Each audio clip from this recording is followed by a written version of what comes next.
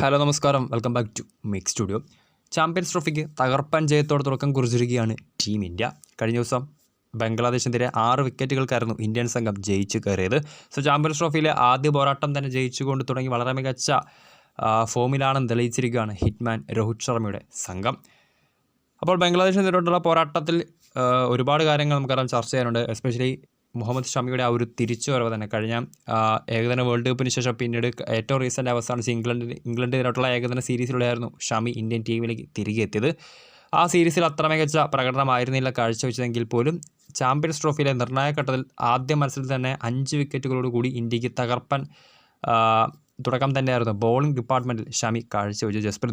ജസ്പ്രീത് ബുംറയുടെ അഭാവത്തിൽ പോലും ഷമിയുടെ ആ ഒരു ബോളിംഗ് മികവ് ഇന്ത്യക്ക് എന്തുകൊണ്ടും ചാമ്പ്യൻസ് ട്രോഫിയിൽ പ്രതീക്ഷകൾ നൽകുന്നതാണ്. മത്സരത്തിൽ ഇന്ത്യയുടെ വിജയശില്പിയായി മാറിയത് ഇന്ത്യയുടെ വൈസ് ക്യാപ്റ്റൻ ശുഭ്മാൻ ഗില്ലായിരുന്നു.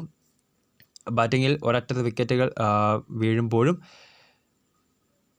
തൻ്റെ 8ാമത്തെ ഏകദിന സെഞ്ചുറി ഗില്ല് കുറിച്ചിട്ടുണ്ടായിരുന്നു. 129 പന്തുകൾ നേരിട്ട താരം പുറത്താകാതെ 101 റൺസാണ് ബംഗ്ലാദേശിനെതിരെ നേടിയെടുത്തത്. 9 4-ഉം 2 6-ഉം അദ്ദേഹത്തിൻ്റെ ഇന്നിങ്സിന് മാറ്റുകൂട്ടിയിട്ടുണ്ടായിരുന്നു.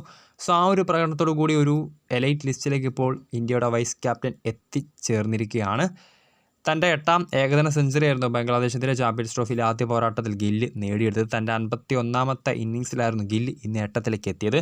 അതോടുകൂടി ഏറ്റവും വേഗത്തിൽ ഏകദിന ഫോർമാറ്റിൽ 8 സെഞ്ചുറികൾ പിന്നിടുന്ന ആദ്യ ഇന്ത്യൻ താരമായി മാറിയിരിക്കുകയാണ് ശുഭ്മാൻ ഗില്ല്.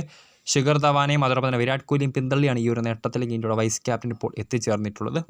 മുൻ ഇന്ത്യൻ താരം കൂടിയായിട്ടുള്ള ധവാൻ്റെ റെക്കോർഡാണ് ഇപ്പോൾ ഗില്ല് മറികടന്നിട്ടുള്ളത്. 57 ഇന്നിങ്സുകളിൽ നിന്നാണ് ശിഖർ ധവാൻ ഈ ഒരു നേട്ടത്തിലേക്ക് എത്തിയിട്ടുള്ളത്.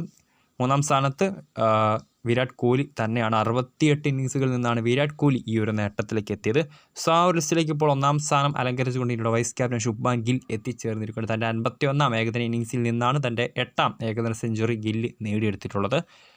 ചാമ്പ്യൻസ് ട്രോഫിയിൽ ഇന്ത്യയുടെ കിരീട പ്രതീക്ഷകൾക്ക് എന്തുകൊണ്ടും അടിത്തറയേകുന്ന ഒരു പ്രകടനം തന്നെയാണ് ഇന്ത്യയുടെ വൈസ് ക്യാപ്റ്റൻ കഴിഞ്ഞ ഇംഗ്ലണ്ടിനെതിരായിട്ടുള്ള ഏകദിന പരമ്പരയിൽ അദ്ദേഹം അവസാന മത്സരത്തിൽ സെഞ്ചുറി നേടിയിട്ടുണ്ടായിരുന്നു.